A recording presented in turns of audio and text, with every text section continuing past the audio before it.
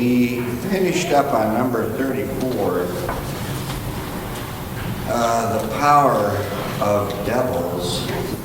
And by the way, demon is not a Bible word. Father, bless now the lesson that we would just enhance our knowledge, affirming what we should already know, and strengthening the believer. Father, increasing our faith now in Christ's name. Amen. The strength and power of devils. In Daniel 10, verse 13, we read it last week. He was this the devil, the prince of the kingdom of Persia, withstood me 20 days, 20 days, so 3 weeks. And then Michael comes along to help the angel get through to speak to Daniel.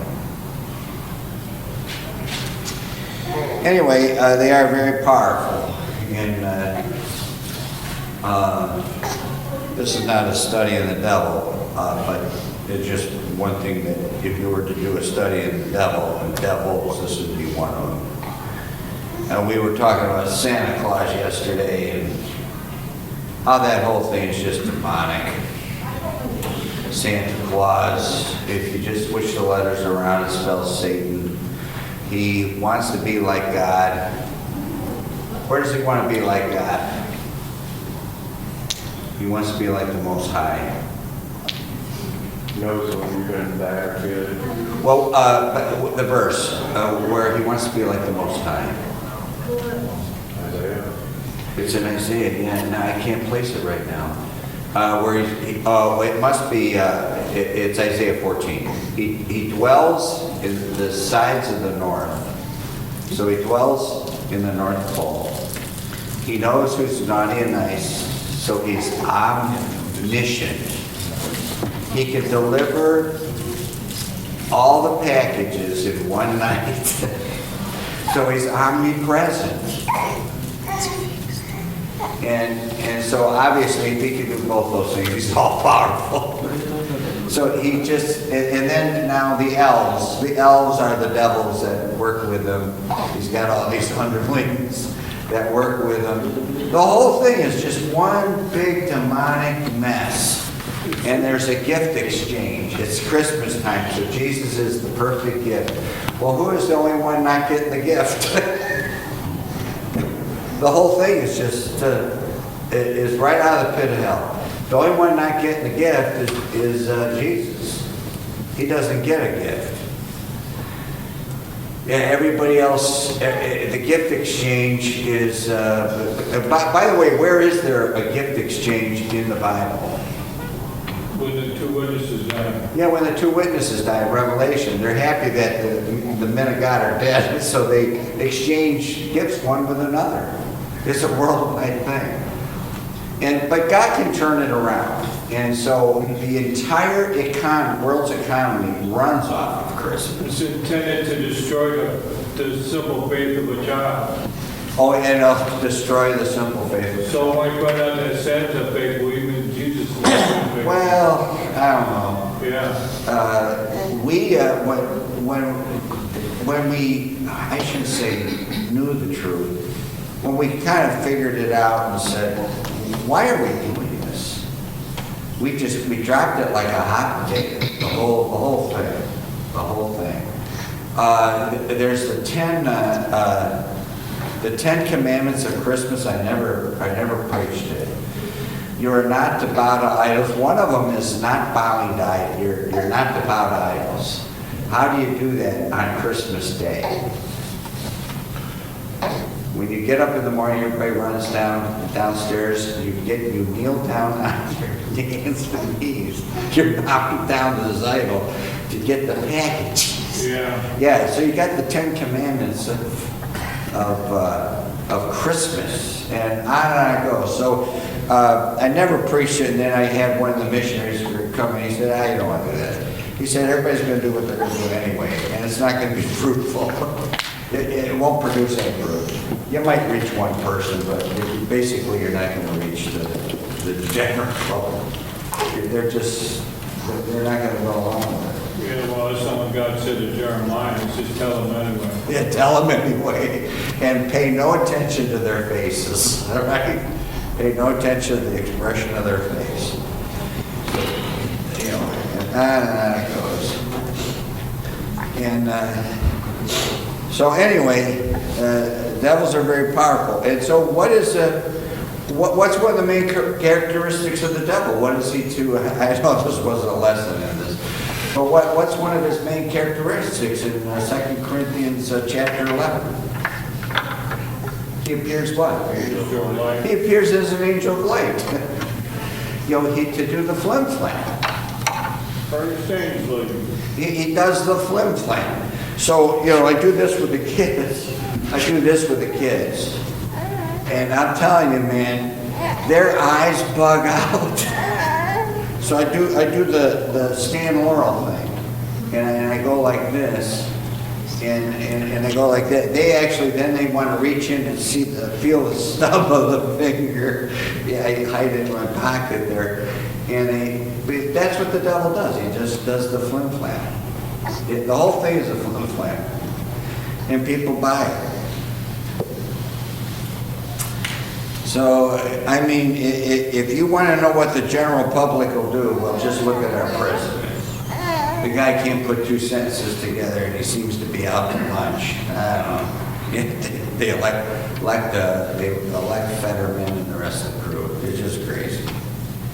All right, the last 3 chapters are the vision of the glory of God. Chapter 12, 4, 9, and 13, there's the sealing of the book. But thou, O Daniel, shut up the words and seal the book, even to the time of the end. Many shall run to and fro, and knowledge shall be increased. Now, how are men running to and fro? Pan Am, TWA, Northwest Orient, They're all other. Airlines, all these, I'm sure all those places are defunct. They're all gone. Pan Am, name some others. Southwest, Southeast. Wright brothers. The Wright brothers. The Wright brothers. They're running to and fro. And we're at verse 4. And knowledge shall be increased. Man, I tell you. You know, they say everything's in China. There's a statistic out there. I heard it on a substitute for Rush Limbaugh. And I don't know if it was the black guy. Walter Williams. It could have been Walter Williams. It could have been Walter Williams. It could have been Mark Levin on his program. I think it was Walter Williams. But they said, you know, don't say everything's in China and that manufacturing's way down and we're not producing anything. He says statistically, manufacturing is way up in our country. Things are being made like crazy, but men aren't making it. What's making it? Machines. So they're not hiring anybody. They just put a $1-2 million machine on the floor where you see these films where everything is automated. And so all the guys that I went to school with, they went and automated all these machines. They were hired on to build these machines. And the idea is if you're going to make money, you have to get rid of the help. You got to get rid of your payroll tax. And that's always been the goal. And by the way, in the 15th century, 15th and 16th century, the 1500s, and what do they form? Because the workers don't like it. And there's always a renaissance. A renaissance comes along. They have to reinvent what they've already done to try to bring it back. It's like engraving. We want to bring it back, but there's always a short span of that and it dies. So what do they bring into the company? They bring in the guild. If you took history, that's the start of the guilds, which I'm pretty sure it's the guild, where it's the union. It's the union. You got to lock arms to save your job because they're always going to get rid of the people and upgrade. So it has been upgraded. So we are at the, now I believe we're at the end here. In verse, run to and fro, they're flying everywhere, and knowledge shall be increased. I mean, these robotics are amazing. And they'll probably have robot nurses and robot doctors and robot everything. And you and I will be all cut out of it. They can dance better than Fred Astaire. They can dance better than, can they? Yeah, They can dance better than Fred Astaire. not as good looking though. And verse 9. He said, go thy way, Daniel, for the words are closed up, sealed till the end. Verse 13, Christ says the same thing. But go thy way till the end be, thou shalt rest and stand up in thy lot at the end of the days. And so the sealing of the book and the unsealing of the book takes place in the throne room. And that when they're in the throne room, in Revelation, that's Revelation 4, Revelation 5, and it's the Lamb that is worthy to loose the seals of the book. And the seals of the book, and there's 7 seals to the book, it listed. And if you have your Bible, and if it's right, you might have 5 that are visible, 1, 2, 3, 4, 5. And the top would be the 6th, and the bottom edge is the 7th seal. And so those are the seals that would be. And by the way, what would be? They put gold here. What would be the edge of the? What color is the edge of your Bible? Your Bible isn't that way, but one from 50 or 100 years ago. It's red to show the blood of Christ. The blood of Christ. The gold is for rich people. That's for rich people. Right? That's a nice shiny. Those are the churches that have a shiny cross, not a rough cross. Shiny gold cross. Gold. And with a dead Christ on it. Yeah. They don't have a risen Christ. So the sealing of the book and the unveiling of the book is Revelation chapter 5, where the Lamb that was slain for the foundation of the world is worthy to unloose the seals of the book. So it has been revealed. So now we're talking about the end. People are always interested in the end. And these are names that are given to the end. Daniel 12:1, it is called the time of trouble. By the way, today, right now today, in today's news, what would be the signal? The whole world's a little nervous about it. And what is the marking of what we would consider the end? I mean, we come from that era where you are to drop, not drop and roll, it's not being caught on fire, where you drop and roll, but you're to drop and you're to hit. I never did, my sister had to do it. There was a drill, you dropped, and where did you go? Under the desk. We never did that. By the time I was in school, 3 years later, you did not drop and go under the desk. Because if the bomb fell, you're vaporized anyway. It didn't matter if you were under the desk or not. Keeps the players feeling good. Pardon? They just want to make you feel good. Yeah, I want to make you feel good. Well, now they got these bombs where supposedly it doesn't. I don't know what the difference is between an A bomb, a nuclear bomb, a plutonium bomb. There's a dirty bomb. Anybody got another name? Well, they have it's called percussion, I think. Percussion, where I think the air vibrates and just tears people apart. But it does not destroy property. There's a bomb that doesn't destroy property. Russia, electronic pulse, magnetic pulse, A magnetic pulse. that wipes out the gadgets. Oh, you mean, what's that movie called? The Day the Earth Stood Still and all the electricity goes out. Is that what you're talking about? The Day the Earth Stood Still.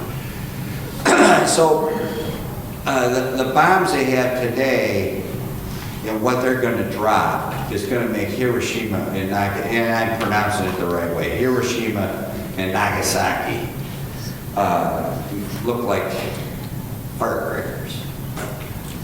When the new bombs, when they go off, kaboom. So you need a lot of uranium, 238, I think. I think what you ore is the uranium 236. 235, it's 235, you ore that. And that's what's in Arizona, and that's probably why some of the Indians were deformed at all. Right, because they lived in areas like that, where there's this radioactive stuff, because they traded in their shovels for Geiger counters to look for this uranium, 235, and then bombarded it. They put them in an enhancer, and they bombard it, and they make 238 out of it. Well, it goes kaboom boom. And so nowadays you have I think a plutonium bomb where you don't need a ton or two, you just need a few grams, and that goes kaboom boom. And then you have a dirty bomb, one you can carry in a suitcase. That's why they're so nervous, because half of the supplies is missing. It's stolen. They don't know where all this uranium is. And if it gets in the Arabs' hands, well, anyway, if it's the last days, they're nervous about Russia is like a rat. Putin's going to get cornered. And then if he's got the biggest nuclear arsenal, if he gets desperate, he's going to throw those around like candy. Yeah, well, our old generals won't shoot the bombs. Our generals will not. Our woke, Oh, they're woke. Yeah. the woke guys, Well, who knows what's going to happen? they got. I shouldn't say that. Who knows what's going to happen? We know what's going to happen. We're going to be raptured out of here. If not, we're vaporized. We're still out of here. We're out of here. And so if you see one of these World War II movies, and there's one of them where what do you call it, special troops? They go in, Marines, not Marines. SEAL, Rangers, SEAL. Yeah, they send in the Rangers, they send in special forces. And they put the dark of their face, and it's by night they wear the skull cap, and you can't see their blonde hair. And they go in, and one of the movies, they take out a heavy water plant. And I was kind of surprised, I didn't know they had that back then with Germany. They took out a heavy water plant, meaning Germany was researching this. that was Hogan's Heroes. No, not Hogan's Heroes. No, this is a movie. No, we're not talking comedy time. This was one that would have been shot right after that, after the war. They were trying to take out a heavy water plant, and I think they did, to stop his research into the bomb. You know, if he got the bomb, he would have been throwing those suckers like a grenade. So anyway, it's called the Time of Trouble. It is called Jacob's trouble. In fact, why don't we just, this is our last point, but we have other things we want to say about a lot of this. Jeremiah 30, these are just names for the last 7 years. The time of trouble, it is called Jacob's trouble.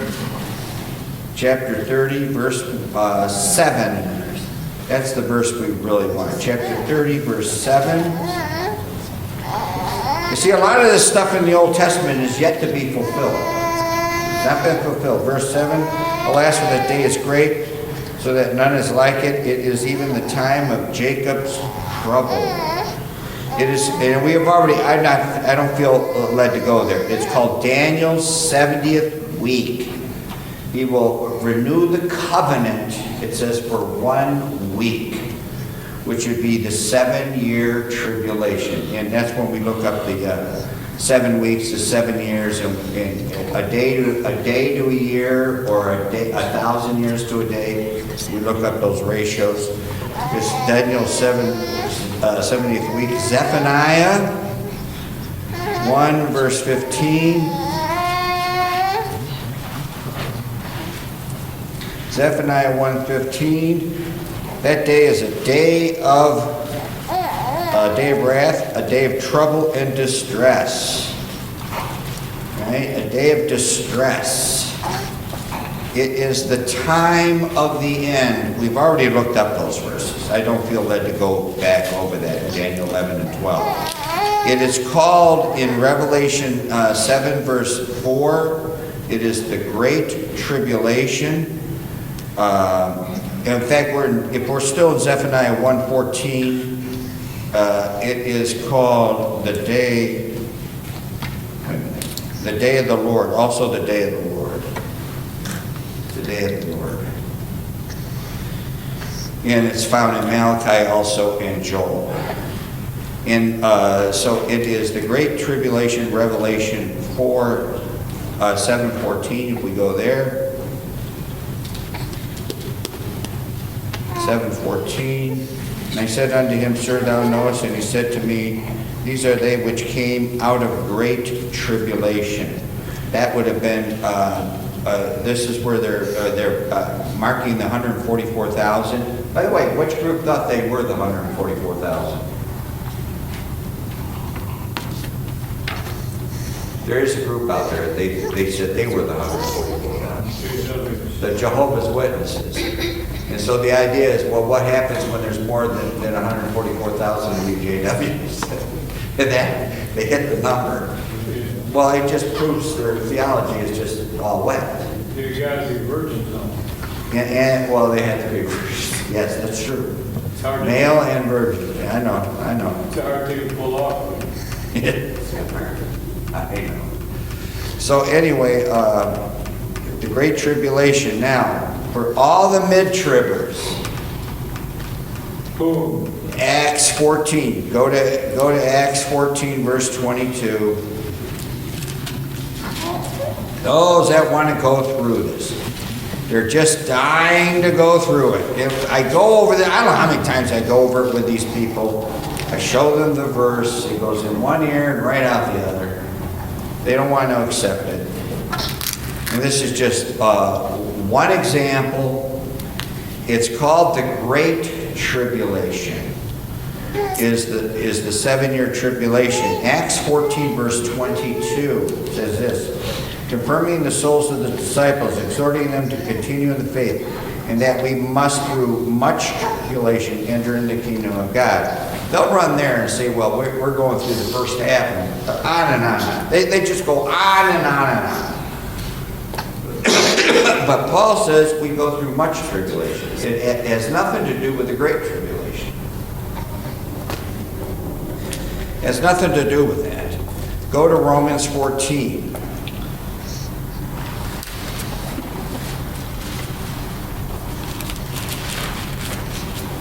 Romans 14, verse 17.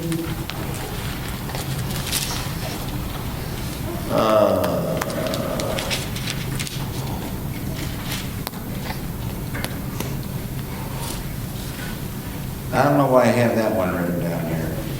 The one I want to go to is really 1 Thessalonians. Go to 1 Thessalonians 1:10. 1 Thessalonians 1:10.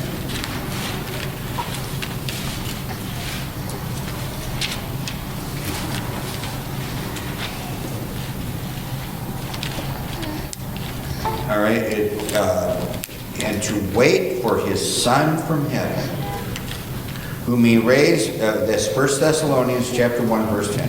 To wait for his Son from heaven, whom he raised from the dead, even Jesus, which delivered us from the wrath to come.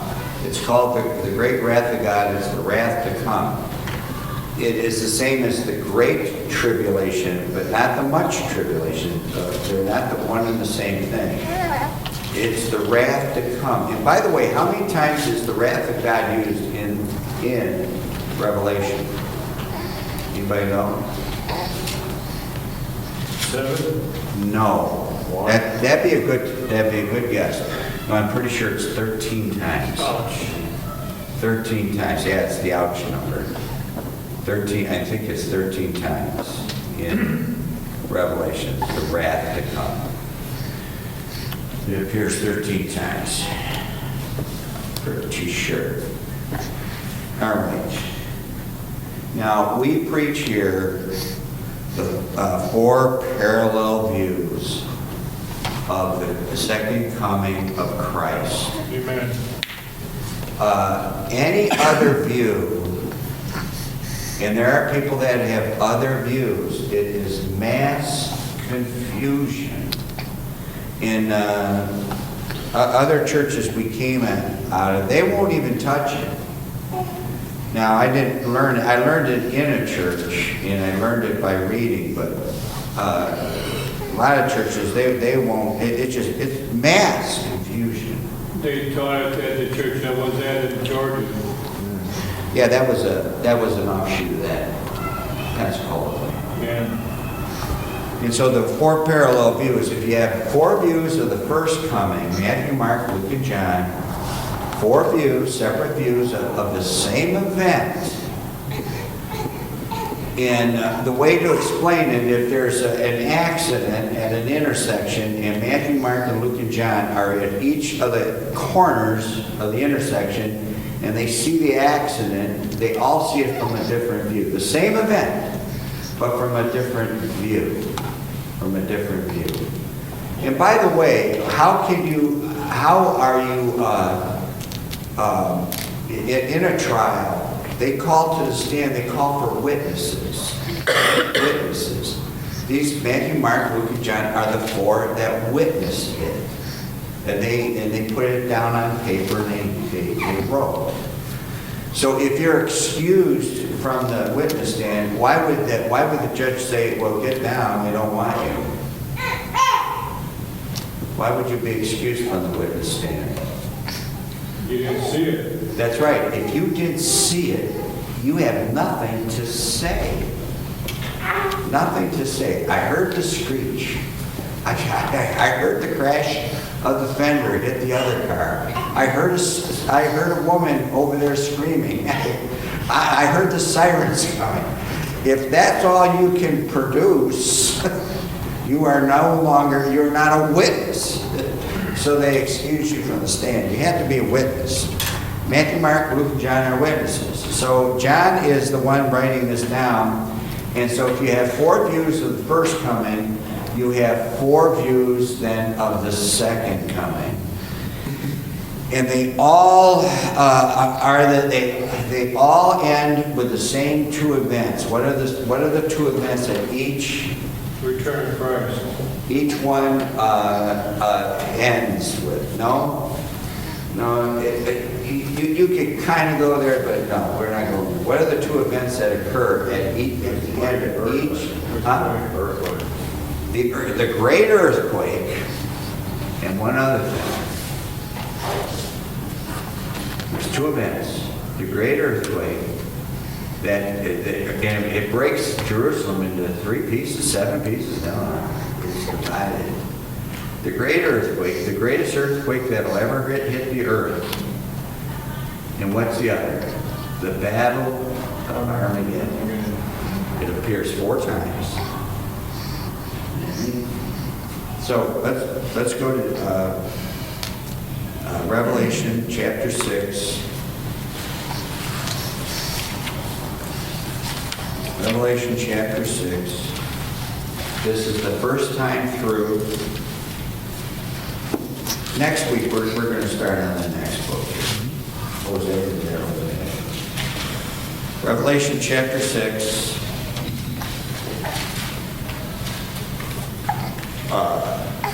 It begins in verse 1, and I saw when the Lamb opened one of the seals, and there's that word, noise of thunder, one of the 4 beasts saying, come and see.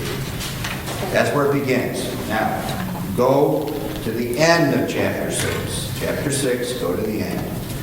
At verse 12, it says, I beheld when he had opened the 6th seal, and lo, there was a great earthquake.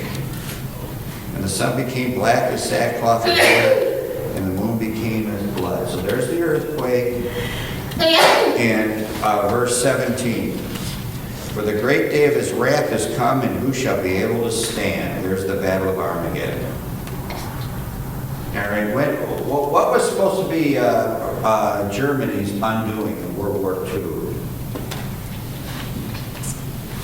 You know, they say that was the big turning point. By the way, the first half of the war, Hitler never lost a battle. The second half of the war, Hitler never won a battle.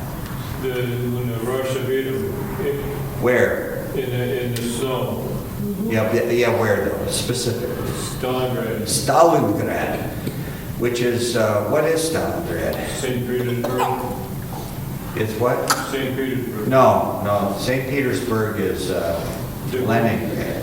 Oh, St. Petersburg is Leningrad. They changed the names back. That's St. Petersburg now. And Stalingrad, I'm pretty sure they changed the name again. They got rid of all that grad business. They decided Lenin is, and we don't mean John Lennon, Lenin and the rest of that crowd. And who was the one with the cockroaches? He wrote about it. Stalin. No, not Stalin. The father of communism. Karl Marx. Karl Marx. Yeah, he's a no good. He's evil. So, how many Germans died at Stalingrad? Oh, they lost a ton of equipment. How many Germans died? By the way, they could not shoot those Russians fast enough. There was like 2,000 miles. So they were still flying Germans in. I think Hitler wanted to get rid of them. They still just flying commanders in there to get rid of these guys. Just a month before it fell. I think 500,000, that's what they claim. And their ally over there, I forget who it is. Is it the Ukrainians? The Ukrainians held the flank, and they're the ones that blew it. They didn't let them know that they were getting surrounded. Well, how many Russians died? 20 million. No, well, that's the whole war, like 40 million. I think almost 2 million. 1.2 million, I think almost 2 million died there. Well, then who won? If there was only 300,000 in the 6th Army, if they lose 300 to 500,000 and the Russians lose 1.2 million, what would you say who won? No. Well, no one, yeah. The Russians lost more than double. Yeah, they made that the last stand. They said if they didn't hold out there, that they were the losers. They made that the last stand. So anyway, they starved them out of there and cut the utilities off. And they even without the high ground, which was the airport. So if you talk about great wrath, man, this is not going to be some picnic. If they drop a bomb, you're not going to have heat, you're not going to have electricity. That's if you Well, survive. what's worse is when Christ comes back. Pardon? I said that's one thing, but what's worse is when Jesus comes with his wrath. Yeah, that's right. When he sends that, but we're out of here. Yeah, We're out of here.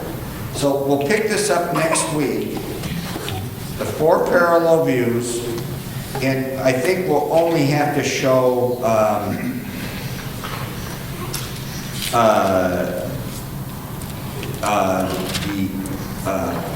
the horses.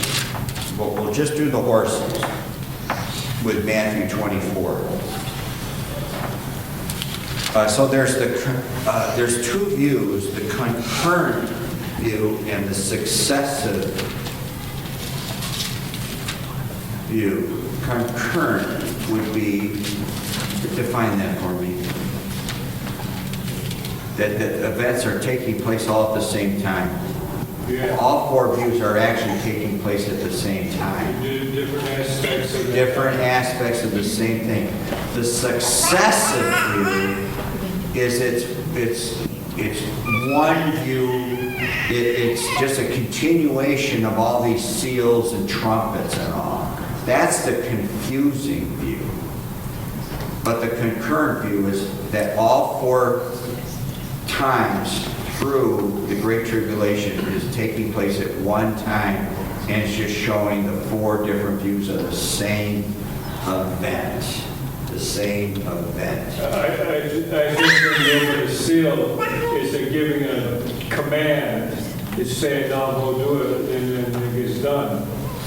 The seal in a vial and The seals, the vials, the trumpets.